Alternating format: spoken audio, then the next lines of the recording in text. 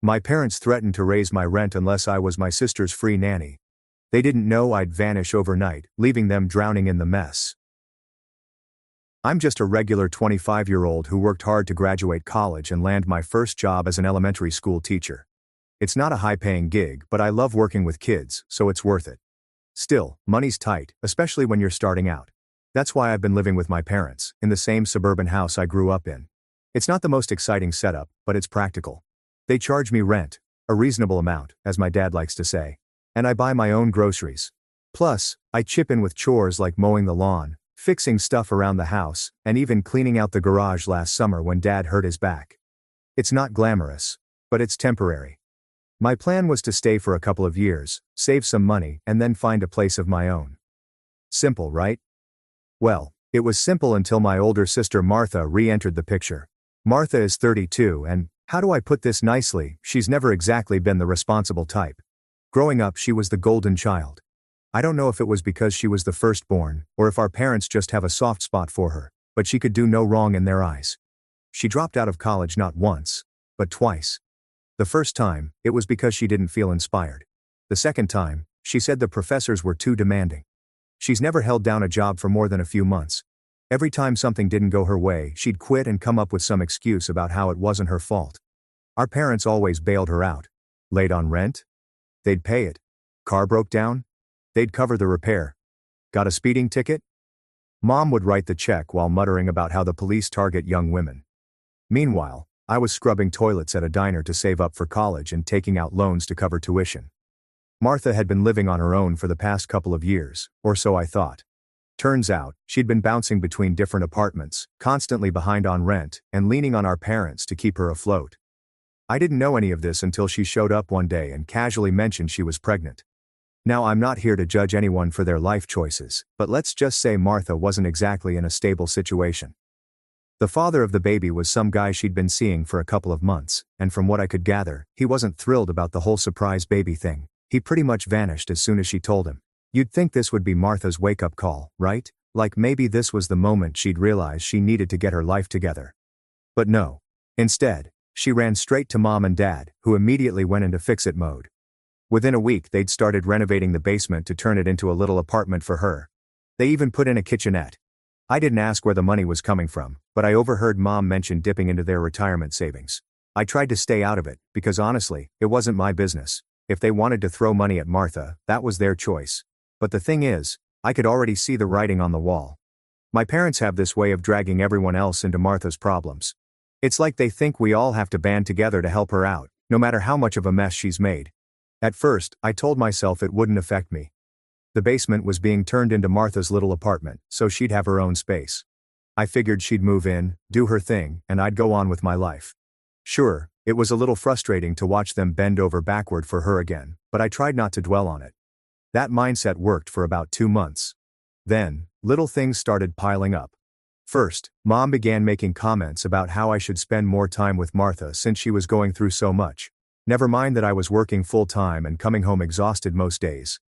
Then came the subtle guilt trips. Mom would say things like, "You know Martha doesn't have anyone else to lean on right now. It's so hard being pregnant and single." She'd say this while looking directly at me, like I was supposed to magically solve all of Martha's problems. Dad wasn't any, he'd find ways to work Martha into every conversation. "You should be grateful for everything you have, Abby," he'd say while passing the salt at dinner. "Not everyone's as lucky as you." Lucky? I was barely scraping by, trying to build a career and save money. Meanwhile, Martha was getting a fully renovated apartment handed to her, along with endless emotional and financial support. But things hit another level when I overheard a conversation between Mom and Dad one night. They were in the living room, and I was in the kitchen making tea. "She's going to need a lot of help once the baby comes," Mom said. "Of course," Dad replied. "We'll all pitch in." "All?" Mom asked. "Well, you, me, and Abby," Dad said, like it was obvious. I nearly dropped my mug. They hadn't said anything to me about this plan, but it was clear they'd already decided I was going to be part of it. That's when I started to feel uneasy. I didn't know the specifics yet, but I could tell they were cooking up something that was going to pull me into Martha's chaos, whether I liked it or not.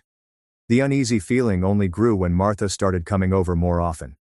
she'd flop onto the couch, complaining about how hard it was to be pregnant and how unfair it was that her ex had bailed. She'd make little comments about how lucky I was to have a steady job and no kids to worry about. I bit my tongue every time because I didn't want to start an argument, but in the back of my mind, I kept thinking, why does this always fall on me? By the time dinner rolled around that night, I had a sinking feeling that something was coming. I didn't know exactly what it was, but I knew it wasn't going to be good. When we all sat down for dinner, I couldn't shake the feeling that something was about to happen. You know when everyone's acting a little too casual, like they're all in on a secret except you? That's how it felt. Mom and Dad were chatting about random stuff, something about the neighbor's new fence, and Martha was just scrolling on her phone. It felt forced, like they were waiting for the right moment to drop something on me. Dinner was spaghetti, which is always my dad's go-to. We need to have a family talk meal. I don't know why. It's not like spaghetti makes bad news any easier to swallow. I tried to just focus on my plate and not read into things too much, but then, about halfway through the meal, Mom cleared her throat. So, we've been thinking, she started, glancing at Dad. I froze. Nothing good ever came from those words. With Martha moving back home, she's going to need some help, Mom continued, her tone overly sweet. Help with what exactly? I asked, trying to keep my voice neutral. Dad jumped in before she could answer. With the baby, of course. Martha's got a lot on her plate right now, and it's going to be hard for her to manage everything on her own.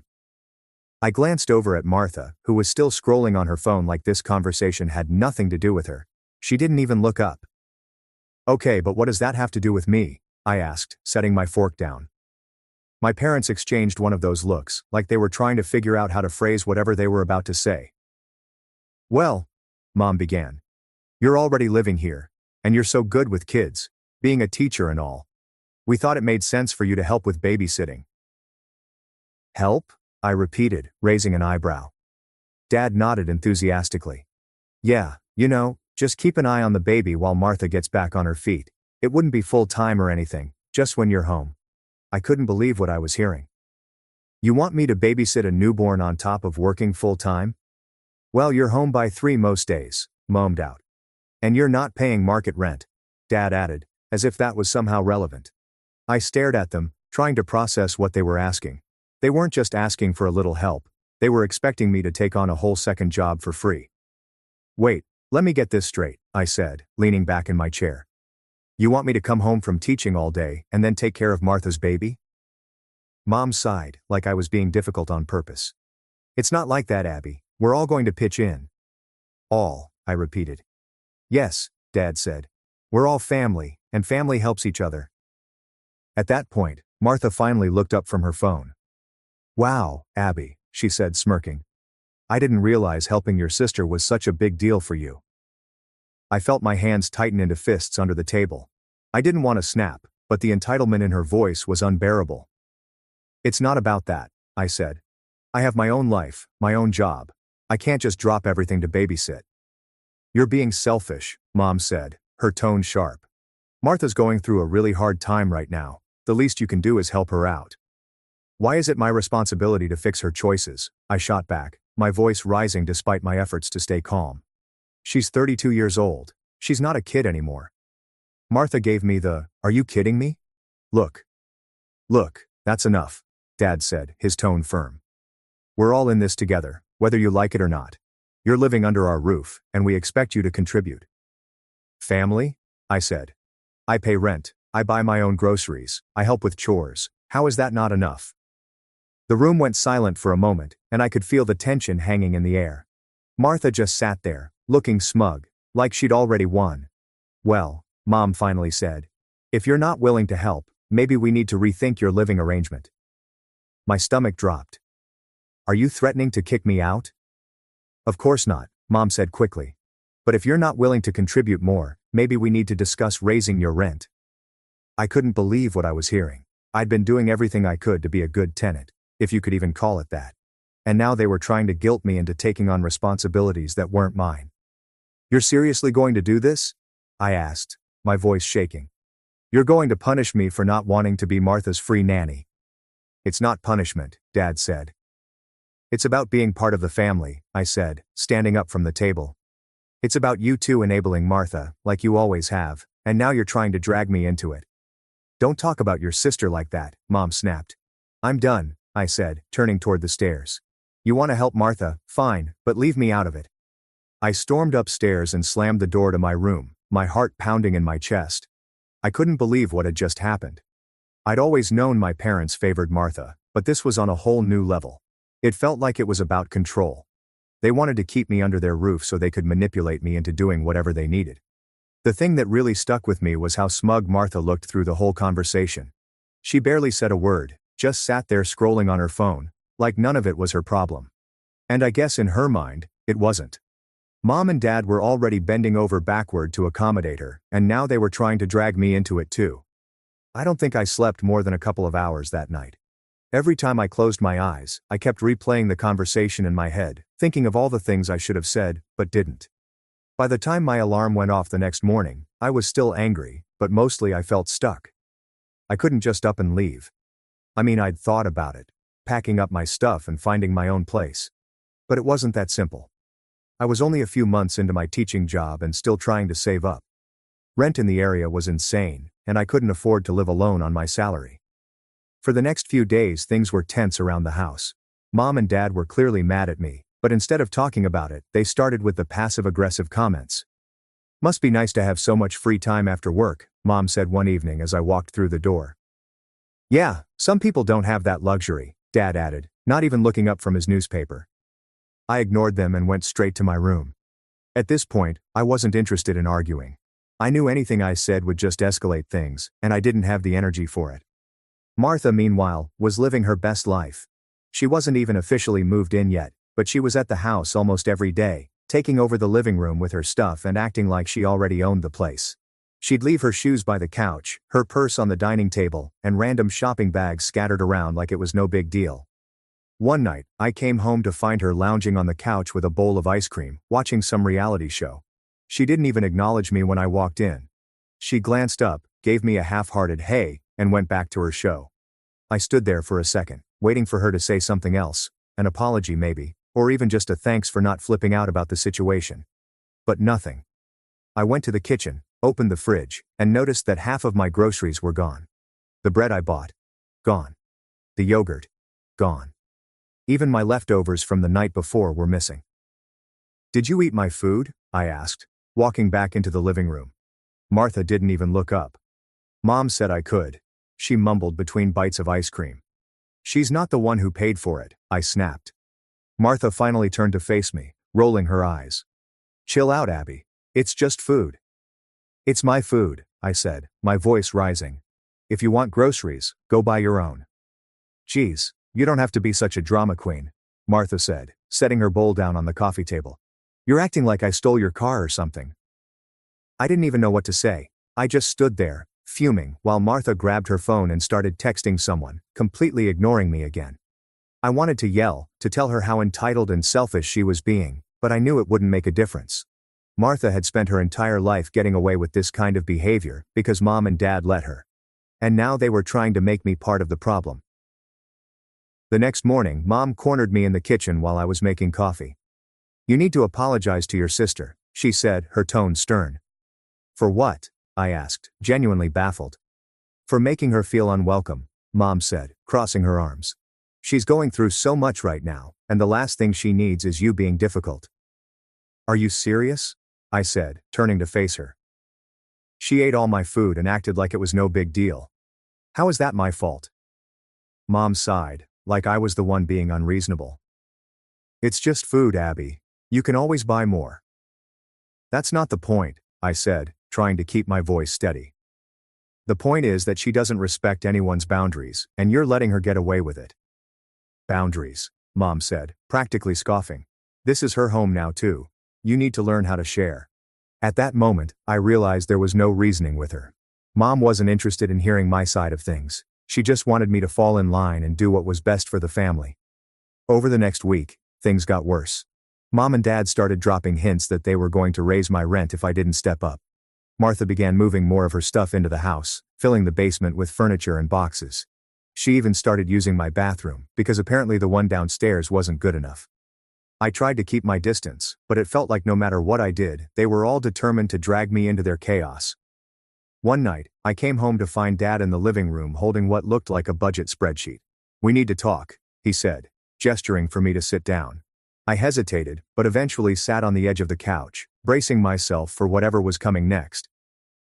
We've been looking at the numbers, Dad said, tapping the paper with his pen. And with Martha moving in, expenses are going up. We think it's only fair for you to contribute more. You're already charging me rent, I said. How much more do you want? Dad shrugged. We're still figuring that out, but if you're not willing to help with the baby, this seems like the best solution. I couldn't believe what I was hearing. They were literally trying to use my rent as leverage to force me into babysitting. This is ridiculous, I said, standing up. I'm already paying more than enough for what I get here. If you want me to leave, just say so. No one's asking you to leave, Dad said quickly. We're just asking you to do your part.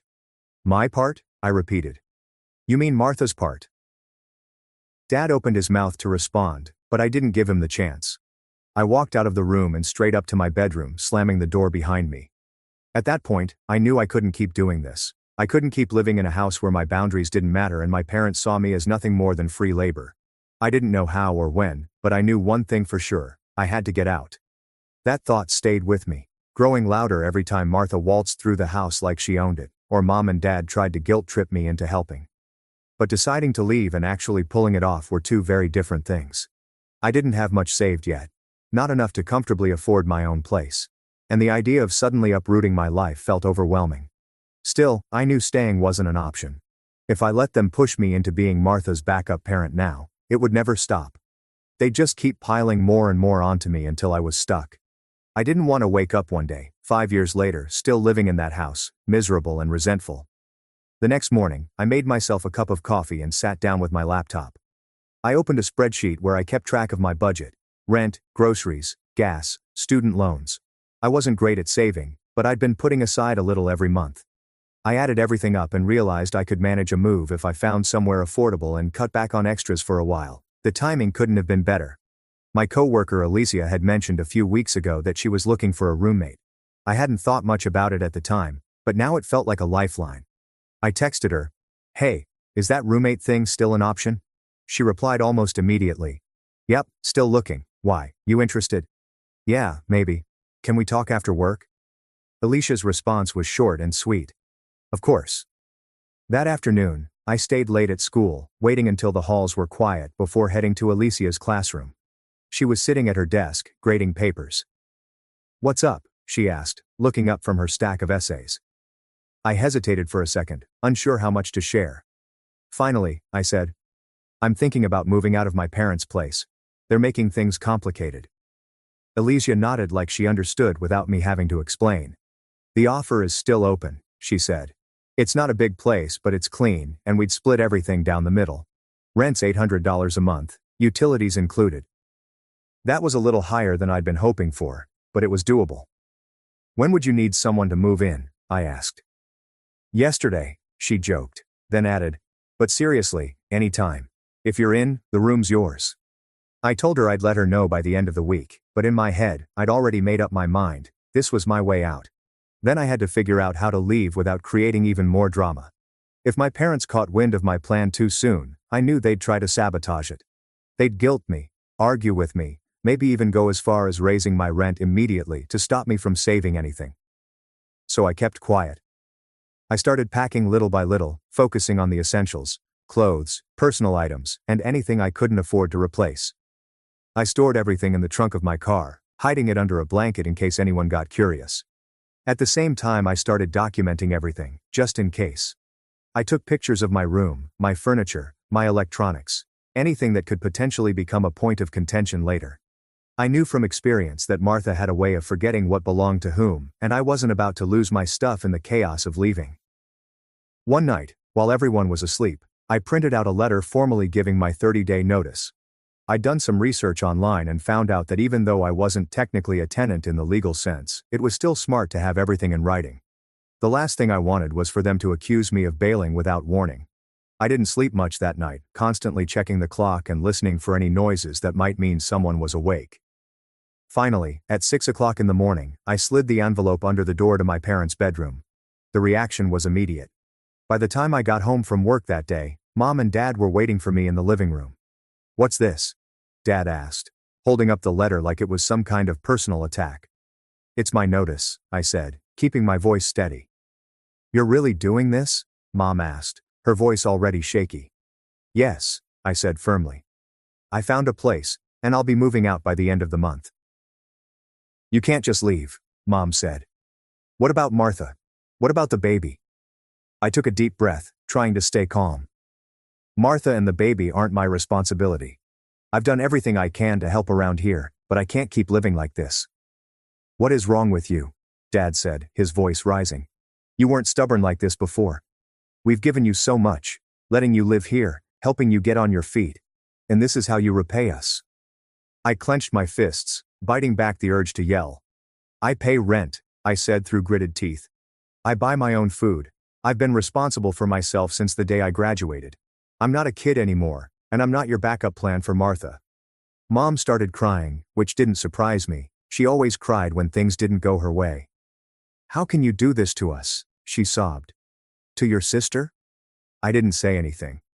I knew there was no point. They weren't going to listen, and I wasn't going to change my mind.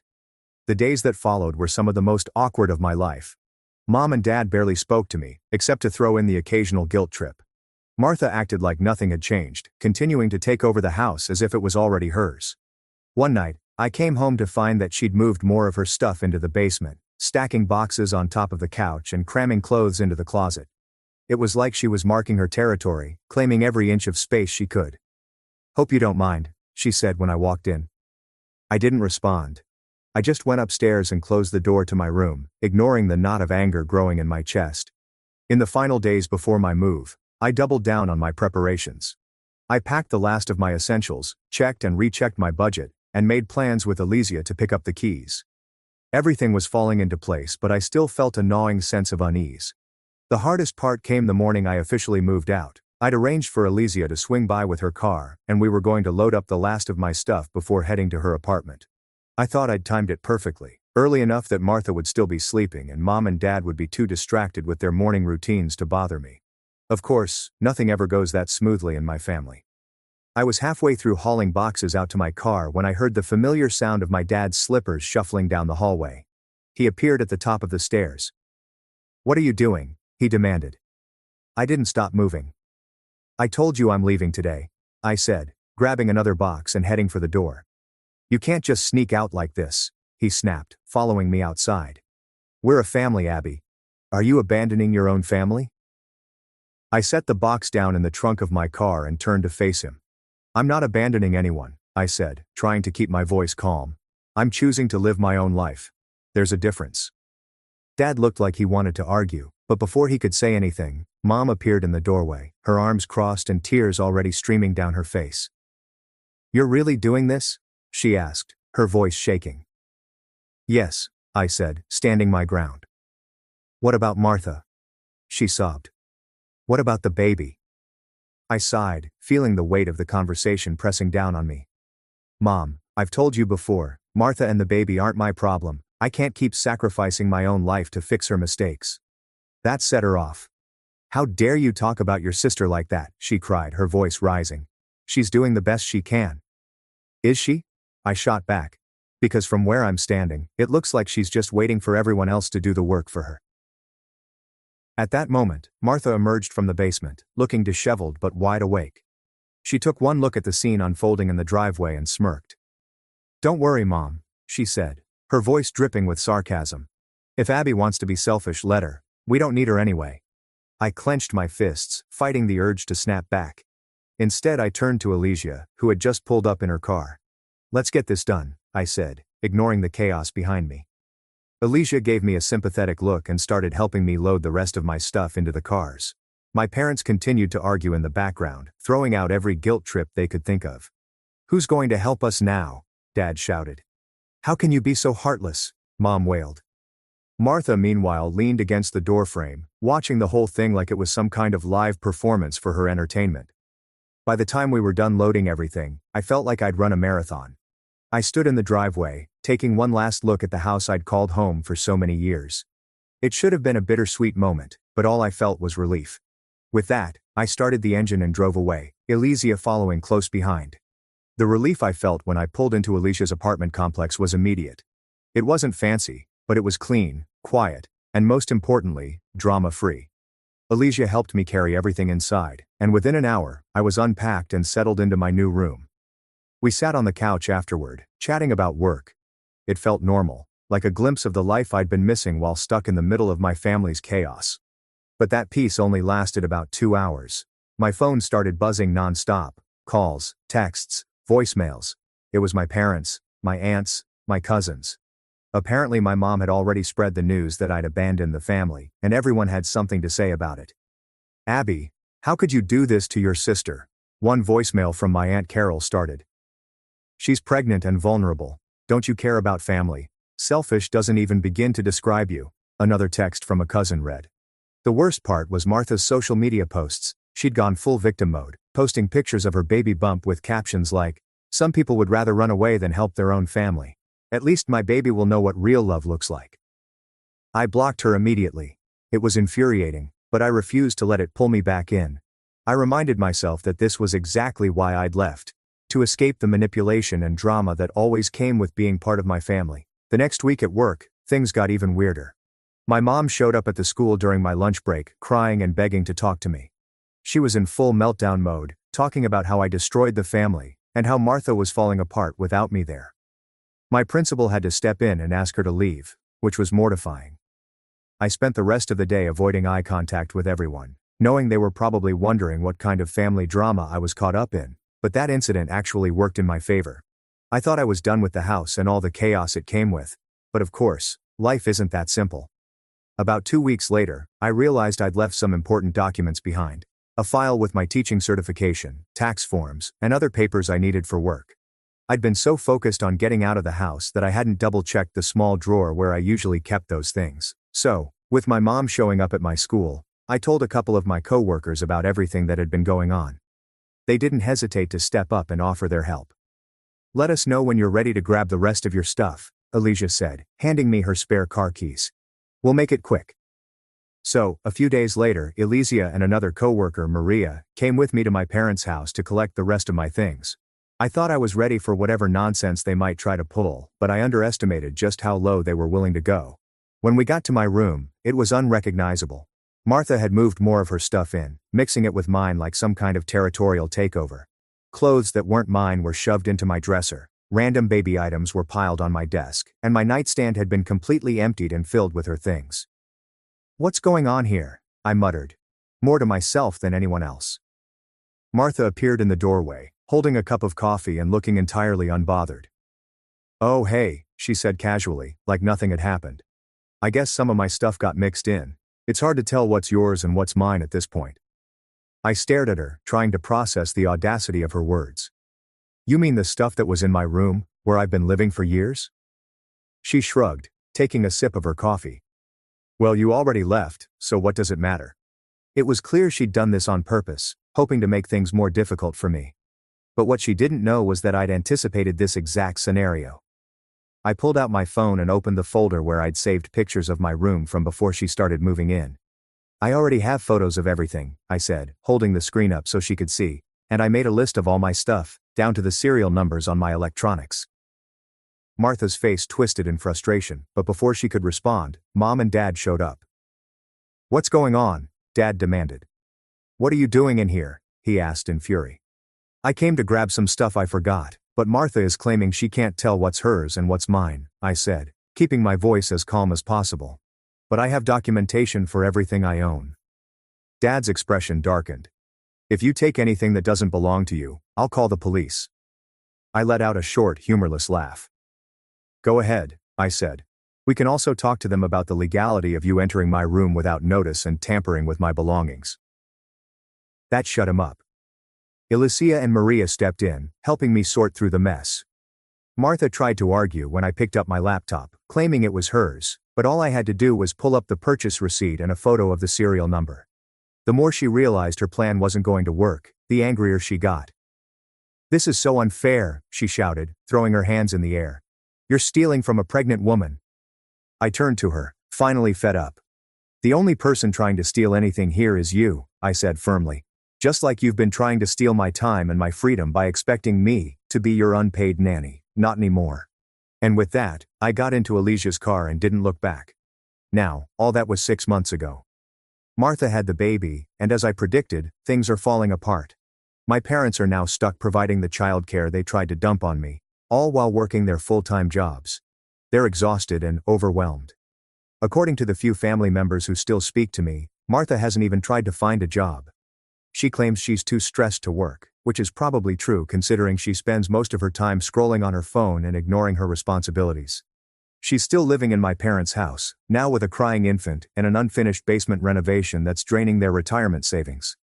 I've heard they've made several attempts to contact me since I left. First, there were angry texts about how ungrateful I was.